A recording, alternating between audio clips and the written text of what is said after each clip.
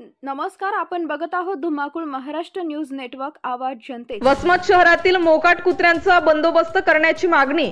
वसमत शहरातील Shivneri colony, Nimra colony, Agrawal colony, Khandarband road, साखर कारखाना रोड, झेडा चौक, मामा चौक, दरगाह महिला, सत्यनारायण टॉकीज, जुना नवीन बस स्टँड, मोढा परिसरात कवढा रोडवर मोकाट कुत्र्यांचा सुळसुळाट झाला असून कुत्र्यांनी दहशत निर्माण केली आहे।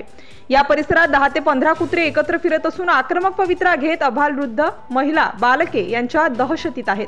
काही दिवसांपूर्वी कुत्र्यांच्या गँगने शेळीवर हल्ला करून तिची शिकार केली होती। माणसाच्या अंगावर धावून धाकड माणसांचा थरकाप उडवत घाम फुडीत आहेत। सदरील मोकाट कुत्र्यांच्या गँगला या परिसरातून हाकलावे, त्यांचा बंदोबस्त करावा अशा प्रकारचे विनंतीपत्र मुख्याधिकारी नगर परिषद वसमतला देण्यात आले आहे। धुमाकूळ महाराष्ट्र न्यूज नेटवर्क साठी प्रतिनिधी बालाजी पांचाड, वसमत। आपल्या परिसरातील ताज्या आणि महत्त्वाच्या बातम्या पाहण्यासाठी आजच आपल्या धुमाकूळ महाराष्ट्र न्यूजला YouTube वर सबस्क्राइब करा आणि बेल आयकॉन प्रेस करा।